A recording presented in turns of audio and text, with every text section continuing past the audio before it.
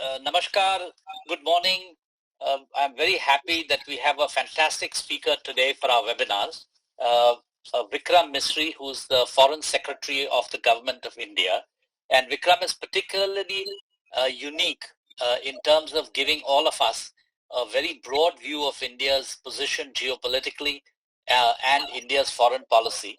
Vikram is a career diplomat from the 1989 batch of the Indian Foreign Service, and he served in the Ministry of External Affairs, the PMO in Delhi, as ambassador in various Indian missions in Africa, Asia, North America, so he sort of covered the world.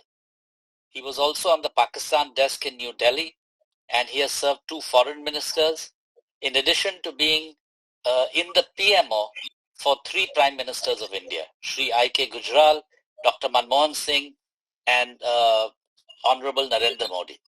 And he spent time all over the world. So I think it is a perfect, he's the right person, as I said, to give us sort of a grounding in India's position geopolitically and how India's policy became what it is.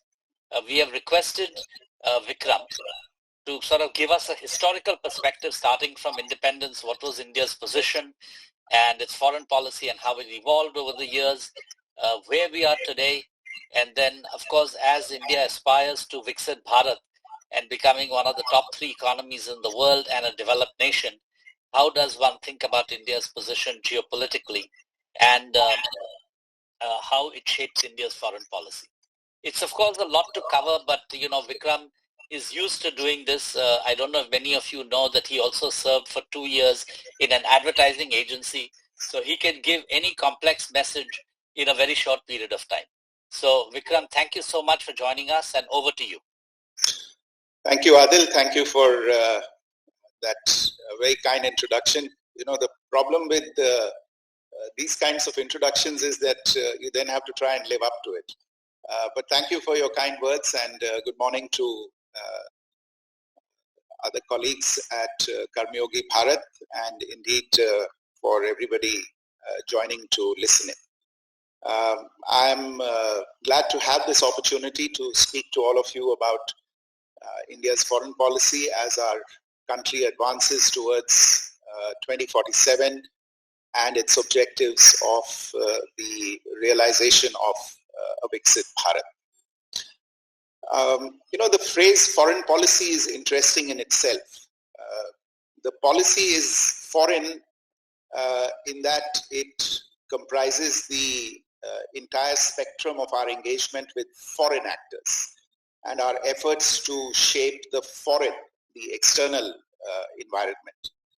Yet at the same time, its ultimate purpose is to render that foreign environment more conducive to the safeguarding of our domestic interests and to contribute to the achievement of our domestic priorities and objectives. And if you think for a moment, what are those objectives? Well, economic growth to start with, a higher and rising standard of living for all Indians, and above all, a stable environment in which we can all pursue the tasks of national development. And for all of these objectives to be achieved, we need a peaceful periphery and an international system where we can access foreign markets for our goods and services, where we can access advanced foreign technology for our industries, and we can access foreign capital and investment for our economy.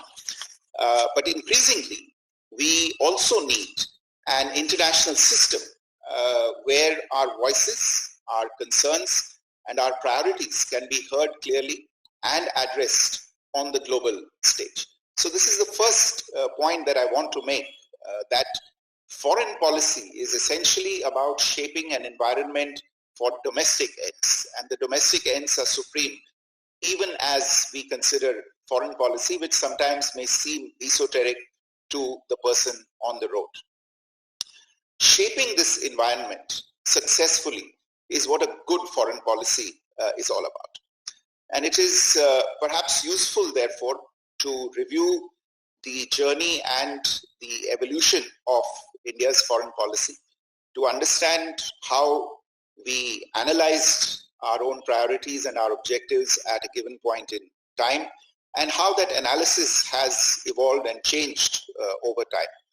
And also, what are the instruments of national power that we have used and how we have been able to harness changing global dynamics in the pursuit of our interests. We have gone through several phases in this journey, and I'll quickly try and take you through these phases, bringing us up to the present, and then try and conclude with some pointers towards the challenges in an increasingly complex world. The first phase, I would say, was naturally the era immediately after our independence. And I want you to keep one historical fact in mind, which I feel impacted in an outsized manner the evolution of our foreign policy in those early years. And that fact is that our independence coincided with the end of World War II and the almost immediate outbreak of the Cold War between the superpowers of the day. And that Cold War was to continue for the next 4.5 decades and impacted our foreign policy constantly along the way. So independent India's foreign policy, so to speak, had to cut its teeth by having to navigate the hard realities of identifying and pursuing national objectives in a world that was emerging from the flames of war and almost immediately, as I said, was divided into ideological camps. If you cast your mind back to that era of the late 40s and the 50s and see the kinds of challenges that the leadership had to deal with at that point in time, there were several domestic as well as external challenges to deal with. We were a country that had just suffered a partition. There were millions of refugees flowing into the country from all sides. We experienced war that was imposed on us almost immediately after independence. Our borders were unsettled. There was a continuing challenge of the integration of states that had acceded to the Indian Union. And as I said, the invasion that took place from Pakistan in 1947 led to our entanglement with the United Nations in what has come to be known as the Kashmir question, and something that still our foreign policy has to deal with. So this flux in the domestic as well as international affairs shaped those early foreign policy choices as far as we were concerned. But I would also say that many of these foreign policy approaches in the early years were also a product of the personal experiences of our early leaders in the crucible of the movement of independence. And it is for that reason that our early foreign policy was marked by a very strong strain of anti-colonialism, anti-imperialism, and the principle of self-determination of nations. In fact, our early representatives spoke at great length on these issues. India, in many senses, is single-handedly responsible for placing apartheid at the front and center of international concerns in those early decades. And it would not be an exaggeration to say that our own independence led to a wave of decolonization across Africa and other parts of the world, which had its own impact on the world at that time. In fact, if you recall, we hosted the Asian Relations Conference even, I think it was 5 months or so before we became independent. It just shows the kind of thought process that we were bringing into the conduct of our early foreign policy in those years. We also played a leading role in the 1954 Bandung Conference for Afro-Asian Solidarity, which was aimed at, again, listening to and articulating the concerns of the third world.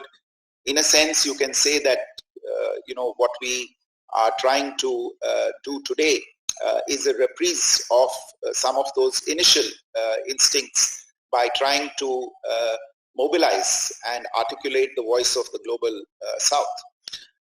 But as I said, the outbreak of the Cold War and our very sharp experience of Western colonialism also led to a sentiment in our early foreign policy of wanting to stay away from the emerging East-West divide. And that led to the major foreign policy choice of that time, which was non-alignment. Non-alignment essentially was aimed at creating political space for a newly independent nation. There was, of course, at that time a debate over non-alignment. There is still in some circles a debate over non-alignment. But what I would say is that it was a conscious choice, and even that it was a strategic choice at that time, as we did not have the appetite or the inclination to have our choices made by foreign alliances. So this is a period, therefore, which was marked, as I said, by our experience during our movement for independence, the evolution of world order as we saw at that time, divided between blocs, and our attempt to preserve an independent voice between these competing blocs. In some senses, you could even refer to this as an optimistic period in our foreign policy, because we came to the global stage with an alternative approach as compared to the bloc approach of the superpowers.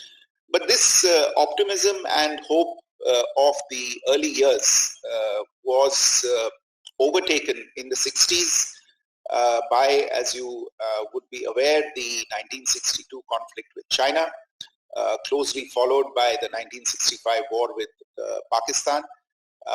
But these setbacks were soon thereafter offset by the 1971 war with Pakistan, which led to the formation of Bangladesh, which fundamentally changed the subcontinental dynamic.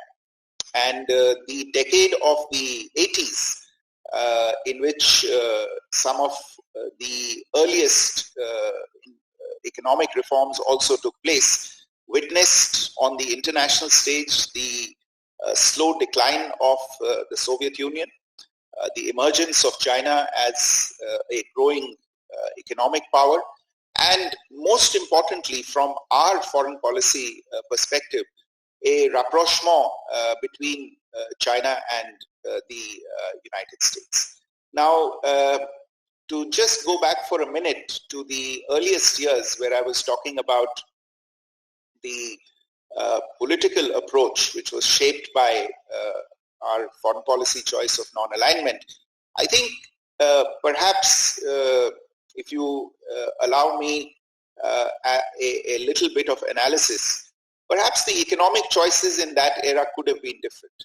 And it would have positioned us, I feel, somewhat differently on the international stage and for the decades that followed, where we saw many other countries which started off from the same position as we did, or perhaps from a position even lower than ours, eventually went on to overtake us by a long distance insofar as economy, industry, commerce, technology, etc. were concerned. So if we look at these choices, then I think when we arrive at the end of the decade of the 80s, these choices that were made earlier confronted the policymakers of the day, and that is why the 90s began with a fundamental recasting of economic policy. Many of you would be familiar with the reforms of 1991. But that was not just an economic policy reform. It also led to a fundamental recasting of our foreign policy choices, including with the major powers of the day. The end of the Cold War and what has been referred to in foreign policy literature as the unipolar moment, where the United States seemingly emerged as triumphant from the Cold War, was thereafter accompanied by India's own economic liberalization. And I dare say that this had the most formative effect on our foreign policy in the coming years. We began to articulate policies aimed at expanding our outreach to different parts of the world, including our expanded neighborhood. This is what actually marks the next phase of our foreign policy. This is also the era of the Look East policy, as we looked at a very vibrant and fast-growing region economically to our east, the ASEAN countries in Southeast Asia. This is also the era when we adjusted our engagement with Israel by opening diplomatic relations with them and getting more involved in the situation in the Middle East. One of the undercurrents of engagement during this phase was the desire to preserve our strategic autonomy and to make choices that would preserve this autonomy. And I would say that one action, which again was an action on the domestic plane, but driven obviously by our desire to secure our interests, our safety and our security, and which then had a concomitant effect in the foreign policy space, is the 1998 nuclear tests. These tests created a certain convulsion in the international sphere, but I would say that handling of the fallout, so to speak, of these tests diplomatically and politically is one of the greatest success stories of Indian foreign policy and Indian diplomacy. The nuclear tests were followed very closely by Pakistani misadventure in Kargil, which our forces foiled very successfully. The coming decade after that was marked by a very significant change, a positive change, I should say, in our engagement with the United States. Just to go back to the 1991 moment and to realize the full impact of that insofar as foreign policy was concerned, I think the fact that the Cold War had ended, so to speak, removed a major political issue that had long bedeviled India-US relations. The economic choices that we had made, which limited and restricted our full engagement with actors on the international stage, principally the United States as one of the leading economic, financial, trade and technological powers of the day, was also impacted by the changes in 1991. And the evidence of that is in the vastly expanded relationship on the economic, commercial, trade and technological front now with the United States, which has been regularly our largest trading partner in goods and services. The next phase which comes to mind is the first decades of the 21st, or rather the first decade of the 21st century, where India, as the effects of the economic reforms began to kick in, India began to recognize the benefits of working with cross-cutting coalitions of like-minded nations and like-minded partners. And we slowly started emerging as a balancing power. Our growing political heft, our growing economic heft, our abilities to not just partner but also contribute to the development stories of our partner countries came as a major factor in shaping India's perception on the global stage. And therefore we saw new groups and new equations being formed. These include groups such as BRICS, which just held its summit in Kazan, IPSA, that brought together 3 democracies across 3 continents, India, Brazil, and South Africa, and others. It also represented important progress with some of our key partners. I have already referred to the United States. The summit in 2000 was one of the most formative exercises on the international stage, and its impact went well beyond the year of the summit itself. Similarly, with our largest neighbor, China, there was important progress registered during this phase. Notably, in 2005, we entered into an agreement on political parameters and guiding principles for the settlement of the India-China boundary question, which in a sense laid down the bottom line for our subsequent engagement with China. Though, of course, there have been ups and downs in that relationship, as we have seen recently as well. But the effort definitely at that point in time was to give a particular frame to taking forward our relationship with this important neighbor. If you come to what can be regarded as the last of these phases through which we have seen Indian foreign policy go, that is a phase that would start sometime in 2014, where we once again shifted gears in a very big way, took up a more proactive approach to diplomacy, and as has often been said, decided to turn the page on the hesitations of history. India was already a more consequential financial, economic, and industrial power by now, but in 2014 we started to leverage these capacities and these capabilities towards more focused diplomatic and foreign policy ends.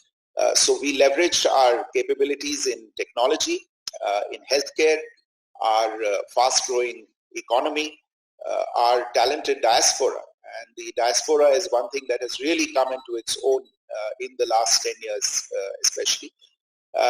All of this driven by a more pronounced sense of self-confidence and aspiration amongst the people of India as they went out to aid and assist us in the pursuit of our political, economic, security, and cultural interests around the world. Our advocacy of a multipolar Asia and a multipolar world now has international relevance, and we have accordingly worked with multiple partners on diverse agendas.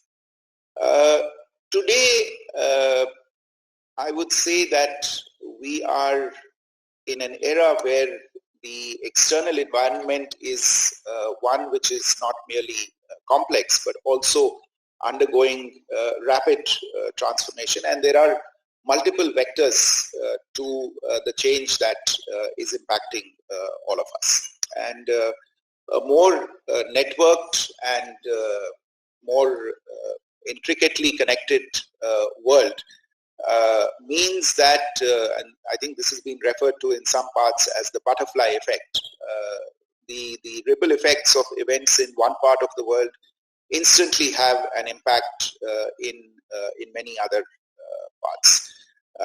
Also, one of the features I would say which has an impact is that today you have corporations with net worths that are larger than the GDPs of national GDPs of several states, and therefore we are in a world where it is not only political and diplomatic actors that shape international outcomes, but there are many other stakeholders that now shape international realities, and that is something that has made the task of foreign policy even more complex and difficult.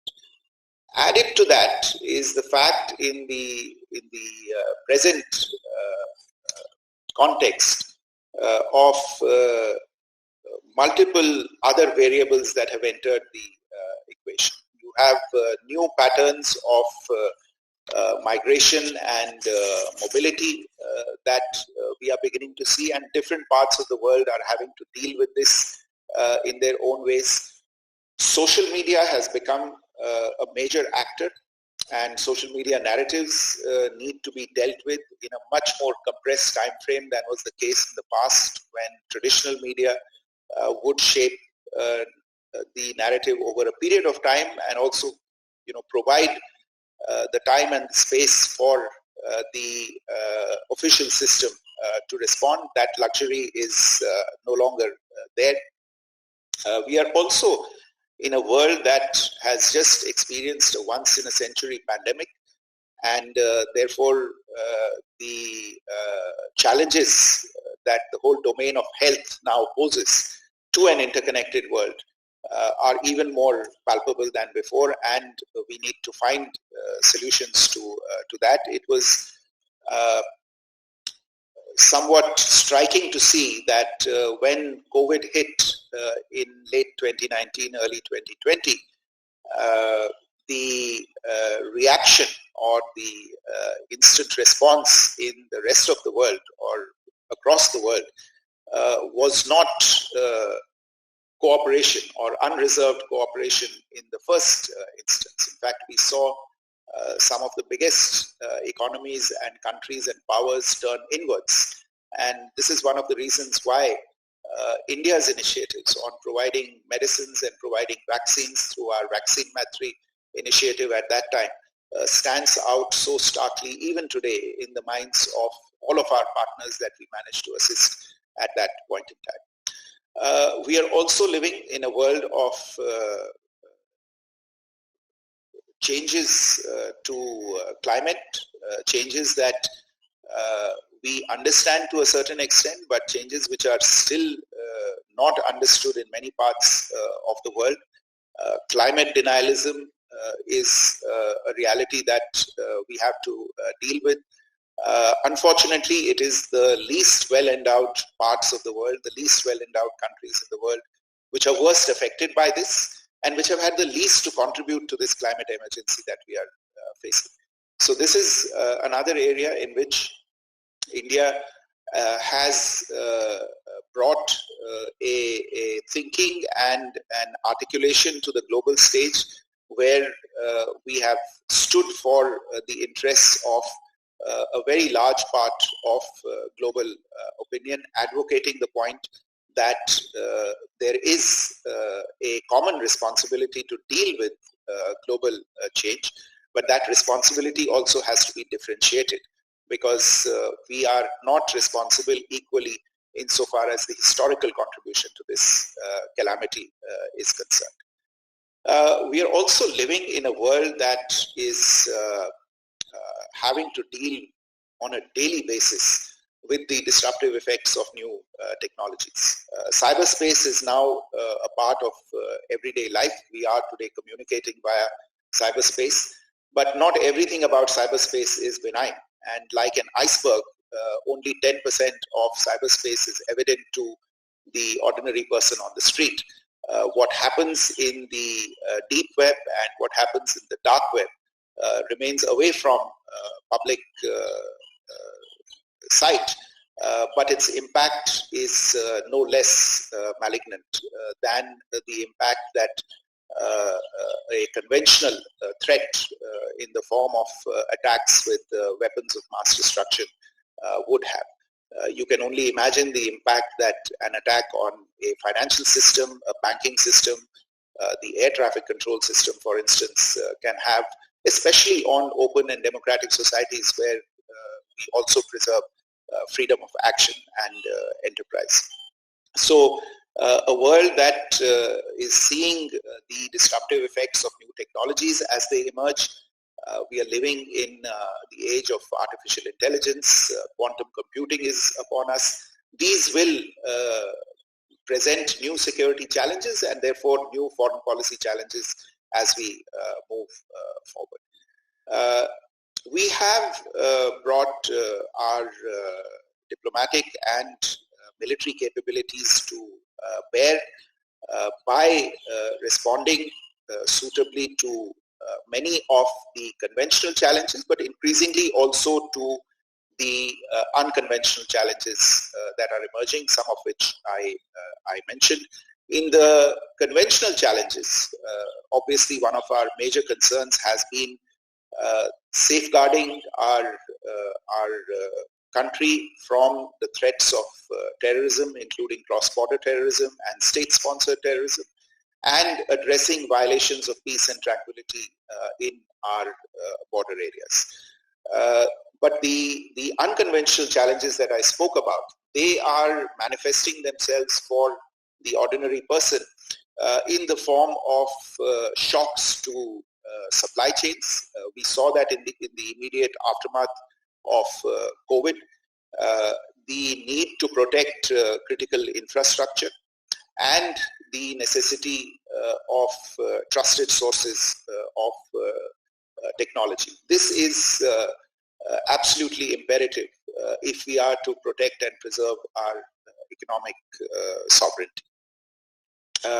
Finally, we are dealing with or living once again in an era of conflict. And the Russia-Ukraine conflict is a few months away from entering into its fourth year. And this is something that has not remained limited. The impact has not remained limited to the geographical space covered by this conflict. It has had a coruscating effect across the globe in terms of its impact on the supply of commodities that global south countries are especially worried about. The availability of food, the availability of fuel, of fertilizers. These are issues that are everyday issues and existential issues for many countries in the world. And this is also something, therefore, that has driven India's active involvement through our engagement with the parties to the conflict to see how we can contribute to finding a peaceful solution out of to the conflict. Our position is determined by something that the Prime Minister has articulated very clearly, which is that this is not an era of war, that no solutions will be found, can be found from the battlefield, and the fact that ultimately the concerned stakeholders, the stakeholders most involved in the conflict, will eventually need to sit down across the table and discuss a resolution to this issue. Meantime, we also deal with the evolving and escalating conflict in West Asia. Israel, Lebanon, now Iran have all been involved in a rising spiral of violent activities that we have seen unfold over the last year plus. This followed in the aftermath of what was a horrific and brutal terrorist attack on October 7 on innocent civilians. But then since then, there has been an expansion of the conflict in Gaza that has brought untold suffering to civilians in that part of the world. Again, it is a conflict that has not left the region and other parts of the world untouched. It has impacted enormously the shipping routes through the Suez Canal, and indeed shipping destined to or from India has also come under threat as a result of the actions that have been taken by non-state and as well as state actors as this conflict has proceeded. Any instability in the Gulf is a source of great concern for India. It is a region where 9 million expatriate Indians live and work. It is a source of significant remittances for India. The countries in the region are very large trade partners of India, and it's a region that is crucial for our energy security, given the amount of hydrocarbons that we source from this region. So we are ourselves also not untouched by this conflict, and that is why we remain involved very closely with all parties concerned to try and find peaceful ways out of this particular conflict as well. Let me close by making a few points about where we are going and what our priorities will be as we move towards 2047 and Viksit Bharat. As always, I would say that our sovereignty and our territorial integrity will be our primary priorities, with the well-being of the Indian people and their safety front and center in any actions and any policies that we consider. We will continue to take a strong and resolute stance on terrorism, bilaterally, regionally, and on the multilateral stage. We have insisted on bilateral agreements being respected and followed in addressing all issues between states, including issues related to our border in the past, and we will continue to do so. And we will remain energetic in ensuring the safety and welfare of the ever-growing and large Indian expatriate communities around the world, whether it is to aid them in everyday issues that arise wherever they may be, or, as has been seen in recent years, to make sure that they are brought to safety from any crisis-hit areas where they may happen to find themselves, whether it is a pandemic or a conflict or any other kind of emergency. I referred earlier to India's participation in a growing circle of like-minded groups and partners.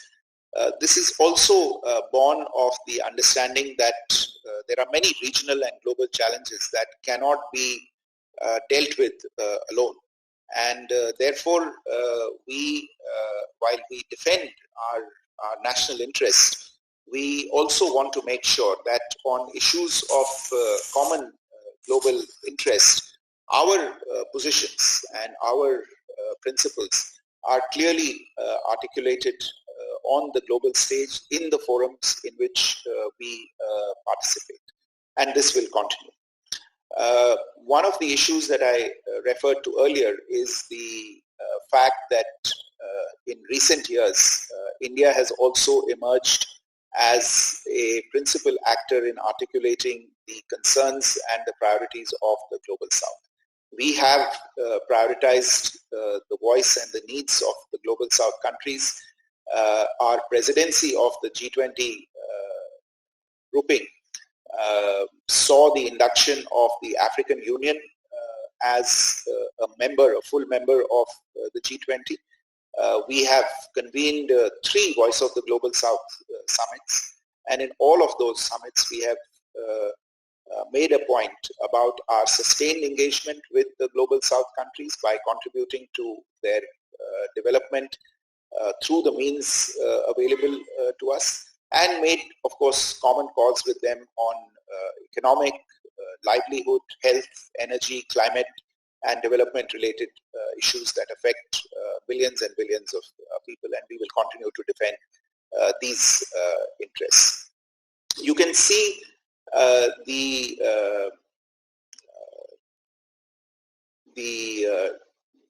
manifestation of this policy blueprint in the expanded engagement of India over the last decade at strategic and leadership levels in all corners of the world.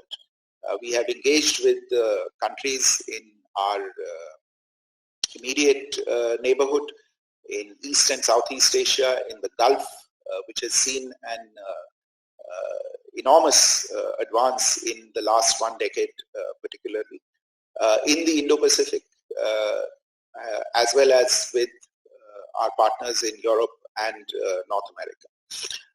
We engage very actively with our Quad partners, for instance, on issues of mutual interest.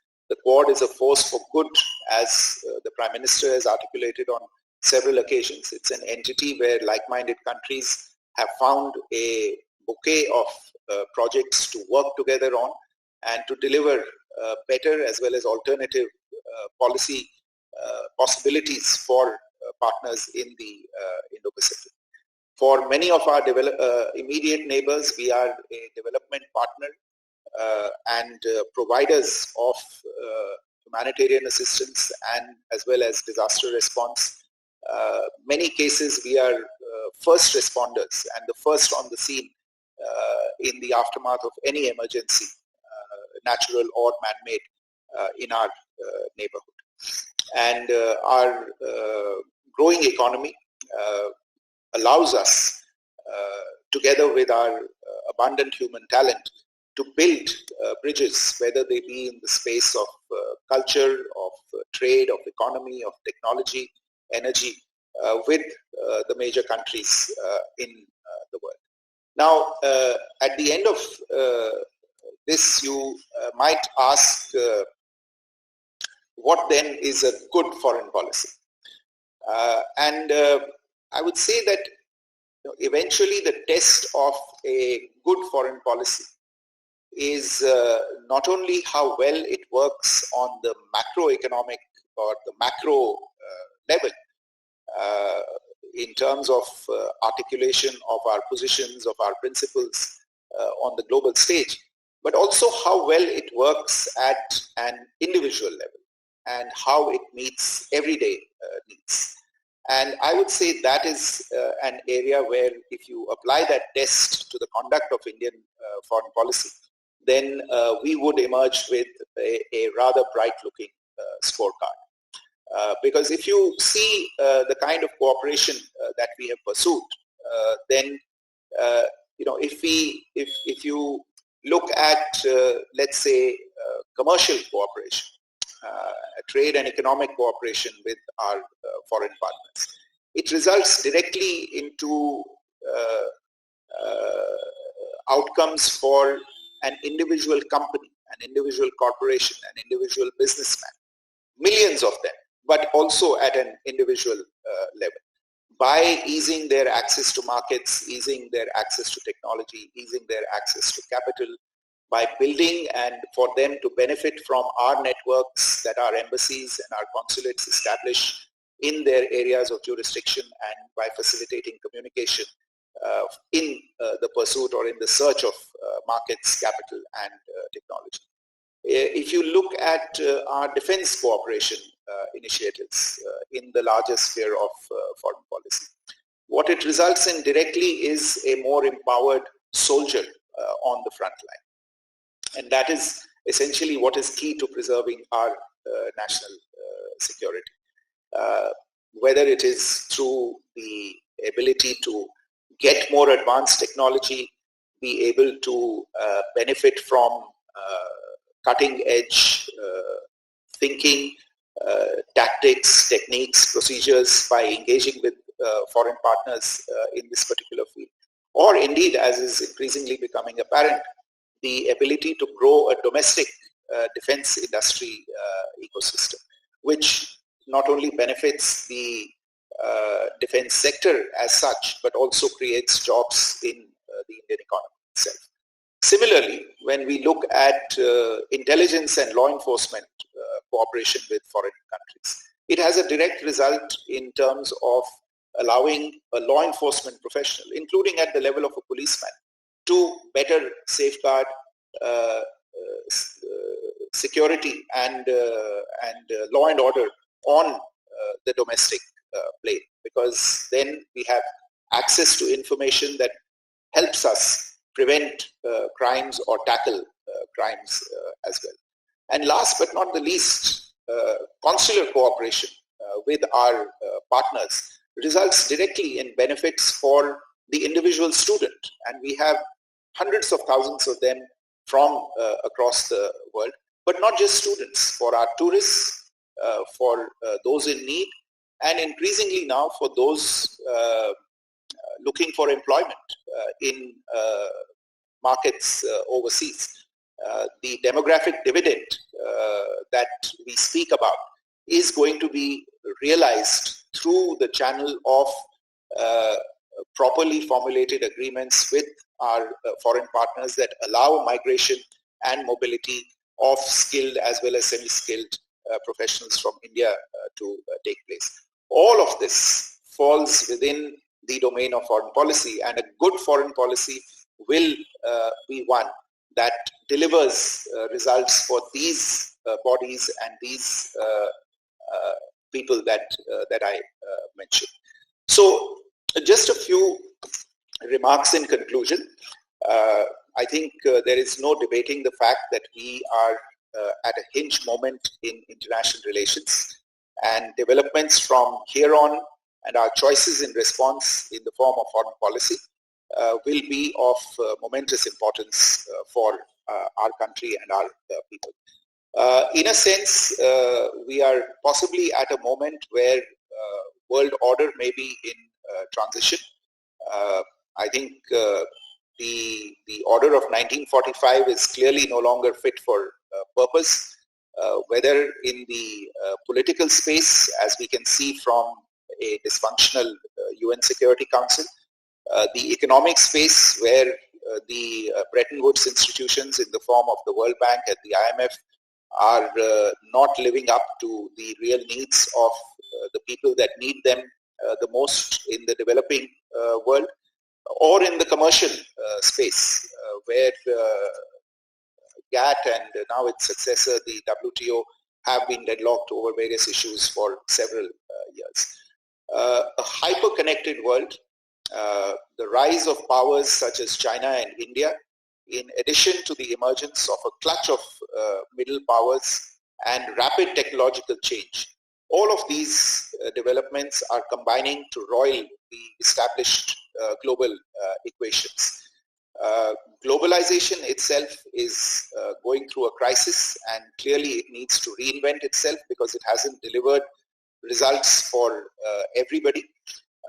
There are too few winners and too many losers on account of the way in which globalization has been pursued in the last several decades.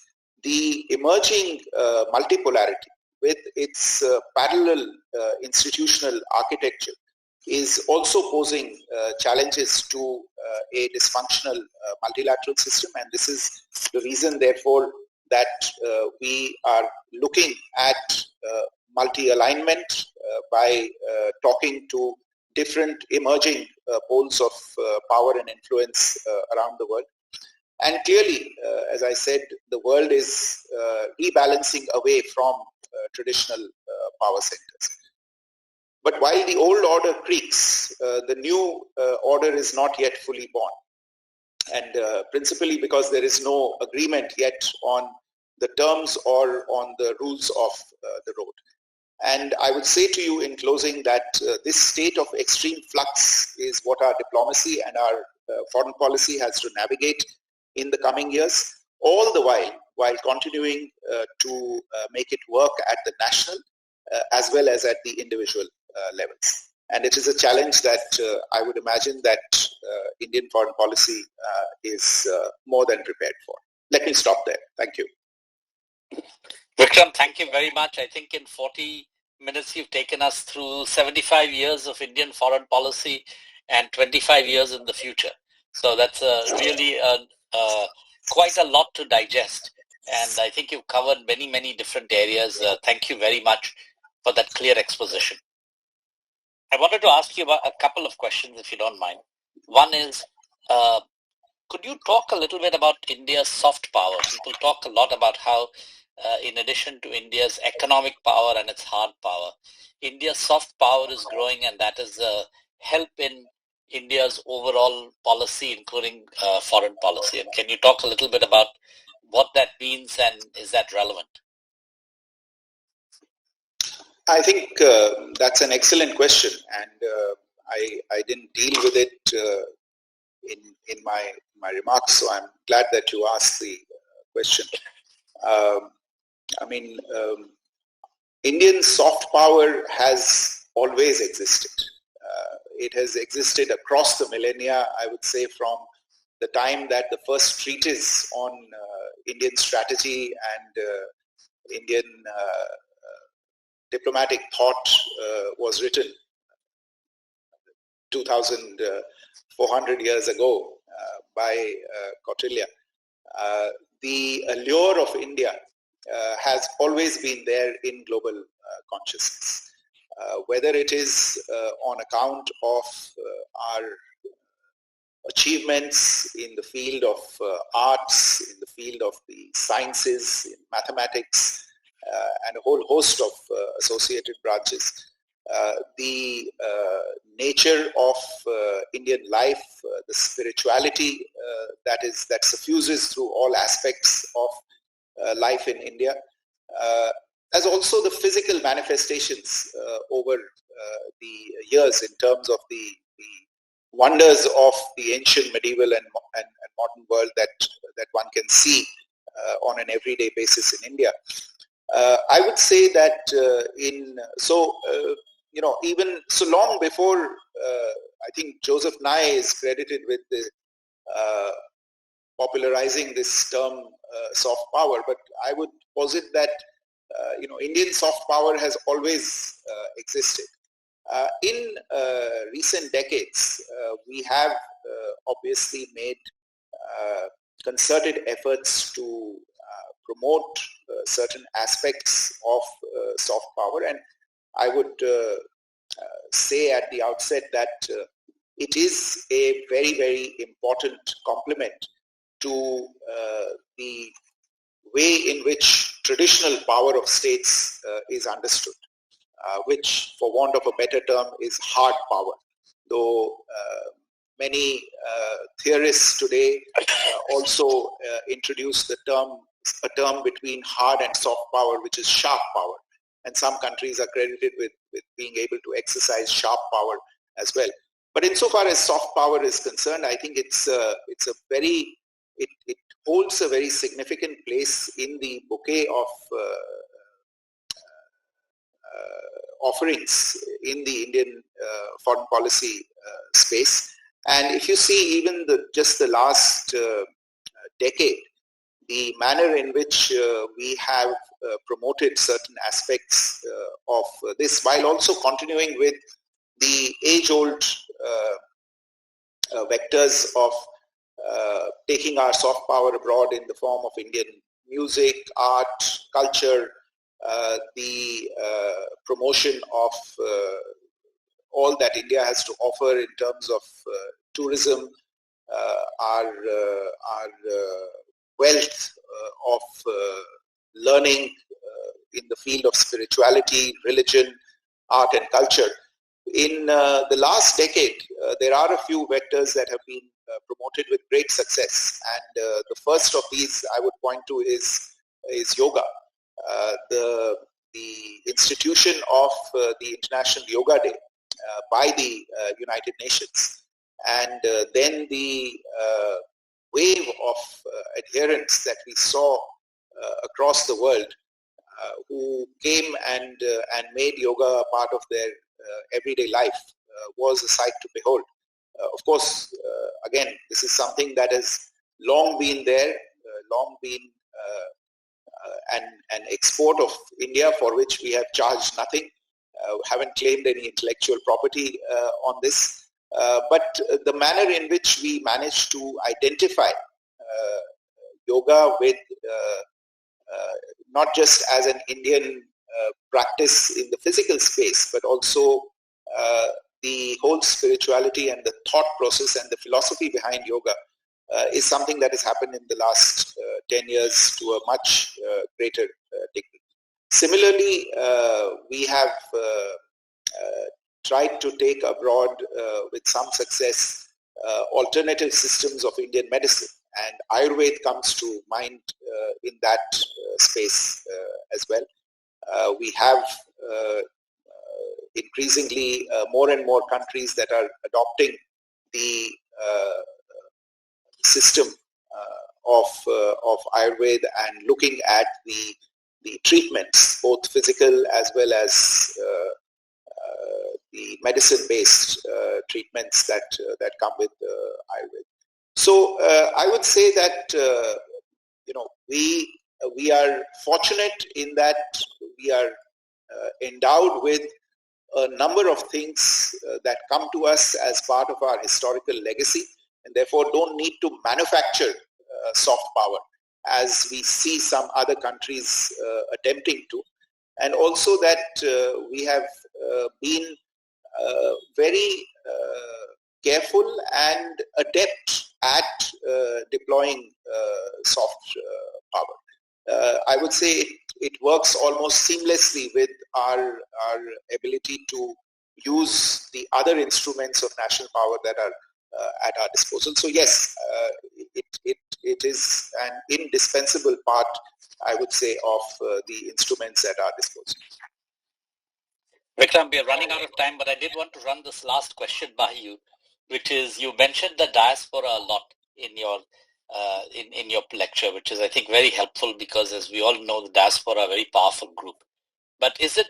Can you comment on the fact that unusually in the last few years, we have seen the rise of Indian diaspora into very prominent positions, even in the political system and in the administration system in the US, where no matter who wins the election, there will be somebody with an Indian heritage in the White House, to the UK, where the Prime Minister was of Indian heritage and various ministers were, to many other countries, to Canada, to the Fiji, to many other countries where Indians have risen to prominence in both administration as well as the political side. And would you care to comment on, is that helpful? Is that not helpful? Is that a wonderful fact? Is that a travesty? How do you think about it, Vikram? Well, the first thing I would say that in this context, we are obviously talking about persons of Indian origin, but persons who are now citizens of foreign countries and foreign states, and therefore their primary responsibilities are with those states. Naturally, as a principle, I think we are extremely heartened by the progress that people of Indian origin have made. And this is, on a larger scale, this is a recent development, though of course, in some senses, some of this dates back to a very long time ago. For instance, the first Indian origin member of the House of Representatives in the US Congress dates back to the 1950s or 60s, if I'm not mistaken. I mean, Dalip Singh Saund was a member of the House of Congress many, many decades ago.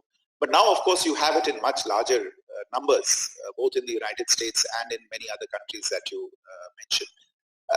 What I would say is that in many senses, and practically in every country around the world where we have significant concentrations of the Indian expatriate population, these communities have generally been regarded as model immigrant communities. These are communities that have integrated seamlessly and beautifully as well, I would say, with their adopted countries in the ecosystems of their adopted countries. They have brought great value to their adopted countries. I mean, just look at the contribution of the Indian tech diaspora to the growth of the United States. The Indian medical professionals or Indian origin medical professionals in the United States, in the UK. And now we are seeing the contribution of Indian IT and other skilled professionals to a country like Germany, which we would not have been talking about even a couple of years ago. So this fact that not only are Indians or Indian origin people, I should say, model immigrant communities, law-abiding communities that integrate seamlessly into their local ecosystems, but also that they are very capable communities and demonstrate through their pursuits, in professional pursuits, their excellence in their chosen fields. And this is something that all you need to do is take a look at the CEO lists of Fortune 500 companies, and what I'm saying becomes clear. What is really remarkable is this development that has happened in recent years, where I think now the communities are beginning to take a role in the politics of their adopted countries, and that is only as it should be. If they are citizens of those countries and affected by the policies that are pursued by the governments in those countries, then obviously they will want to take a role in that. We applaud that. We very much we are gratified and heartened by that. But their policy choices are their policy choices. Their political choices are their political choices, and we don't get into that. To the extent that there is obviously a linkage in terms of their roots in India, in terms of their affinity for India, or in terms of their desire to intensify exchanges with India, which is a power in its own right, and a partnership with which would lead to mutual benefit. I think that's only to be welcomed, and that is the only basis on which we engage with our interlocutors in foreign countries, whether of whichever origin they may be.